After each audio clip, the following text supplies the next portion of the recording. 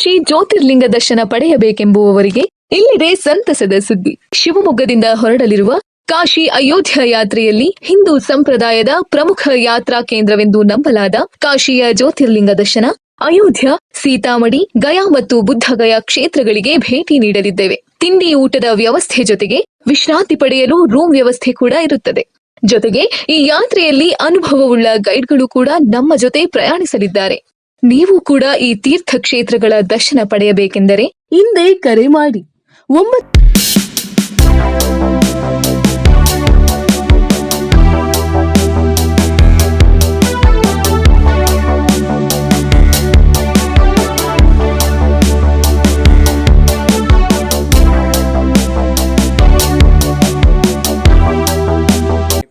ಇವತ್ತು ಶಿವಮೊಗ್ಗ ಪ್ರೆಸ್ ಟ್ರಸ್ಟ್ನಿಂದ ಕರೆದಂಥ ಪತ್ರಿಕಾಗೋಷ್ಠಿ. ಪತ್ರಿಕೆ ಅಂದರೆ ಒಂದು ಮಾಧ್ಯಮ, ಅಂದರೆ ಮಾಧ್ಯಮದ ಎಲ್ಲ ಕ್ಷೇತ್ರಗಳನ್ನು ಗುರುತಿಸಿ, ಅಂದರೆ ಒಂದು ಪತ್ರಿಕೆ ಅಥವಾ ಒಂದು ನ್ಯೂಸ್ ಬರಬೇಕು ಅಂದರೆ ಅದು ಒಂದು ಕ್ಷೇತ್ರದಿಂದ ಸಾಧ್ಯ ಇಲ್ಲ.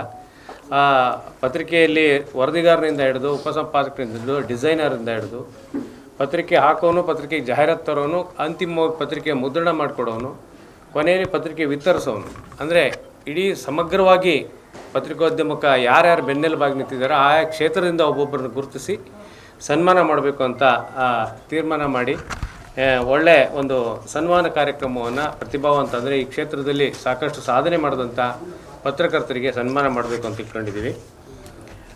ಪ್ರಮುಖವಾಗಿ ನಮ್ಮ ಭಾಷಣಕ್ಕೆ ಉಪಮುಖ್ಯಮಂತ್ರಿಗಳ ಏನು ಮಾಧ್ಯಮ ಸಲಹೆಗಾರರಿದ್ದಾರೆ ಪಿ ತ್ಯಾಗರಾಜ ಅಂತ, ಅವ್ರ ಹಿಂದೆ ವಿಜಯ ಕರ್ನಾಟಕ ಪತ್ರಿಕೆಯಲ್ಲಿ ಮುಖ್ಯ ವರದಿಗಾರರಾಗಿದ್ದರು, ಕನ್ನಡಪ್ರಭ ಪತ್ರಿಕೆಯ ಸಂಪಾದಕರಾಗಿದ್ದರು. ಈ ಕ್ಷೇತ್ರದಲ್ಲಿ ಸಾಕಷ್ಟು ಸಾಧನೆಯನ್ನು, ಸಾಕಷ್ಟು ಅನುಭವ ಇರುವಂಥ ನಮ್ಮ ನಡುವಿನ ಕ್ರಿಯಾಶೀಲ ಬರಹಗಾರರು ಕೂಡ ಹೌದು ಪಿ ತ್ಯಾಗರಾಜು. ಹಾಗಾಗಿ ಅವರನ್ನು ನಾವು ಉದ್ಘಾಟನೆ ಮಾಡಬೇಕು ಅಂತ ಕೇಳಿದ್ದೀವಿ. ಅವರು ಬರ್ತಾರೆ. ಉದ್ಘಾಟನೆ ಮತ್ತು ಮುಖ್ಯ ಭಾಷಣಕಾರರಾಗಿ ಪಿ ತ್ಯಾಗರಾಜ್ ಅವರು ಬರ್ತಾರೆ. ಅವತ್ತು ನಮ್ಮ ನಡುವೆ ಇದ್ದಂಥ, ನಮ್ಮ ಟ್ರಸ್ಟಿ ಆಗಿದ್ದಂಥ, ಕಳೆದ ವರ್ಷ ನಮ್ಮನ್ನು ಅಗಲಿದಂಥ ಶಿವಮೊಗ್ಗ ನಂದನ್ ಅವರ ಸ್ಮರಣಾರ್ಥವಾಗಿ ಒಂದು ಛಾಯಾಚಿತ್ರ ಪ್ರದರ್ಶನವನ್ನು ಕೂಡ ಇಟ್ಟಿದ್ದೇವೆ. ಅದಂದರೆ ಅವರೇ ವಾಲಂಟಿಯರಾಗಿ, ನಮ್ಮ ಏನು ಛಾಯಾಚಿತ್ರಗಾರಕ್ಕೆ ಫೋಟೋ ಜರ್ನಲಿಸ್ಟ್ಗಳಿದ್ದಾರೆ ಅವರೇ ಇಲ್ಲ ನಾವು ಮಾಡ್ತೀವಿ ನಂದನ್ ಸ್ಮರಣಾರ್ಥ ಅಂತೇಳಿ ಹೇಳಿದ್ರಿಂದ ಅದೊಂದು ಛಾಯಾಚಿತ್ರ ಪ್ರದರ್ಶನ ಇದೆ. ಅದನ್ನು CS ಷಡಕ್ಷರಿ ಅವರು ಉದ್ಘಾಟನೆ ಮಾಡ್ತಾರೆ. ಮತ್ತು ಮುಖ್ಯ ಅತಿಥಿಯಾಗಿ ವಾರ್ತಾಧಿಕಾರಿ ಅಂತ ಮಾರುತಿ ಅವರು ಇರ್ತಾರೆ. ಕಾರ್ಯಕ್ರಮದ ಅಧ್ಯಕ್ಷತೆಯನ್ನು ನಮ್ಮ ಟ್ರಸ್ಟಿನ ಅಧ್ಯಕ್ಷರಾದ N ಮಂಜುನಾಥ್ ಅವರು ವಹಿಸ್ತಾರೆ. ಈ ಕಾರ್ಯಕ್ರಮದಲ್ಲಿ ನಾನು ಆಗಲೇ ಹೇಳಿದೆ ನಿಮ್ಗೆ ಸನ್ಮಾನ ಮಾಡ್ತಿದ್ದೀವಿ ಅಂತೇಳಿ.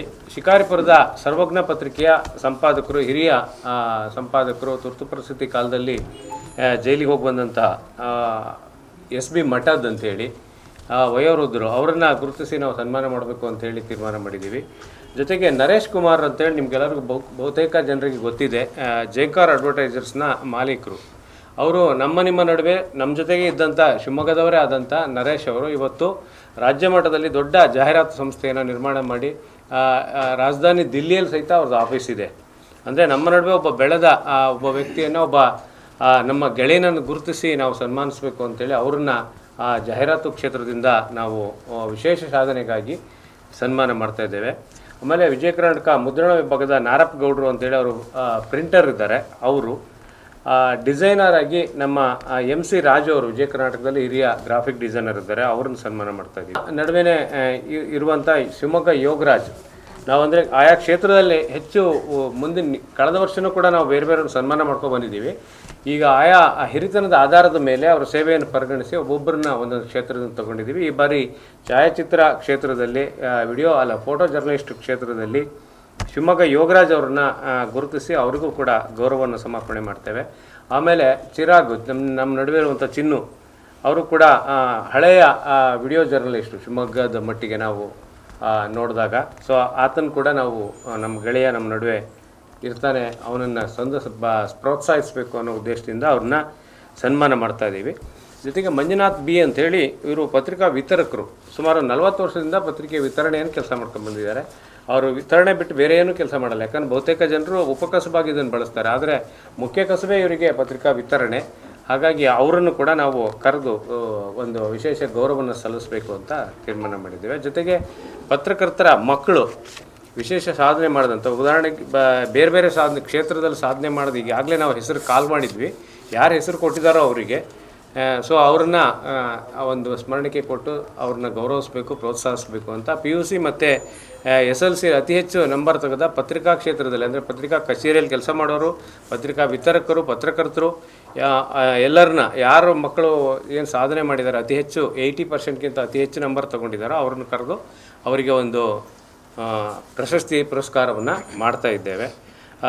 ಒಟ್ಟು ಒಂದು 10 ಈವರೆಗೂ ನಮಗೊಂದು 11 ಜನ ಸಿಕ್ಕಿದ್ದಾರೆ. ಸೊ ಅವ್ರನ್ನ ನಾವು ಅವತ್ತು ಪ್ರತಿಭಾ ಪುರಸ್ಕಾರಕ್ಕೆ ಇಲ್ಲಿ ಕರೆದು ಅವ್ರ ಕುಟುಂಬ ಸಮೇತ ಬರ್ತಾರೆ. ಅವತ್ತು ಒಳ್ಳೆಯ ಒಂದು ಹಬ್ಬದ ವಾತಾವರಣ ಥರದಲ್ಲಿ ಪತ್ರಿಕಾ ದಿನಾಚರಣೆ, ಅಂದರೆ ನಮ್ಮನ್ನು ನಾವೇ ಗುರುತಿಸ್ಕೋಬೇಕು, ನಮ್ಮನ್ನು ನಾವೇ ಗೌರವಿಸಬೇಕು ಅಂತ ನಮ್ಮ ಪತ್ರಕರ್ತರ ಸಮುದಾಯಕ್ಕೆ ಒಂದು ಸಂಘಟನೆಯಾಗಿ ಪತ್ರಕರ್ತರ ಪ್ರಾತಿನಿಧಿಕ ಸಂಸ್ಥೆಯಾಗಿ ಶಿವಮೊಗ್ಗ ಪ್ರೆಸ್ ಟ್ರಸ್ಟಿಂದ ಈ ಒಂದು ಉತ್ತಮವಾದ ಕಾರ್ಯಕ್ರಮವನ್ನು ನಾವು ಆಯೋಜಿಸಿದ್ದೇವೆ.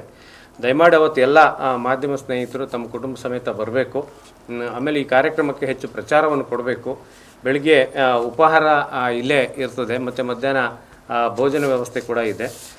ಬಿಡು ಮಾಡ್ಕೊಂಡು ಅವತ್ತು ವರ್ಕಿಂಗ್ ಡೇ ಆಗಿದ್ದರಿಂದ ಎಲ್ಲರಿಗೂ ಕೆಲಸ ಇರುತ್ತೆ. ಅದರ ನಡುವೆ ಕೂಡ ಬಿಡು ಮಾಡಿಕೊಂಡು ದಯಮಾಡಿ ಕಾರ್ಯಕ್ರಮಕ್ಕೆ ಬಂದು ಕಾರ್ಯಕ್ರಮವನ್ನು ಯಶಸ್ವಿಗೊಳಿಸಬೇಕು ಮತ್ತು ಕಾರ್ಯಕ್ರಮಕ್ಕೆ ಪ್ರಚಾರವನ್ನು ಕೊಟ್ಟು ನಮ್ಮ ಸುದ್ದಿ ಮತ್ತು ನಮ್ಮ ಇದು ಸಾಕಷ್ಟು ನಮ್ಮ ಸಮುದಾಯಕ್ಕೆ ತಲುಪುವಂಥ ರೀತಿಯಲ್ಲಿ ಸಹಕರಿಸಬೇಕು ಅಂತ ನಿಮ್ಮೆಲ್ಲರನ್ನೂ ವಿನಂತಿ ಮಾಡ್ಕೊಳ್ತೇನೆ.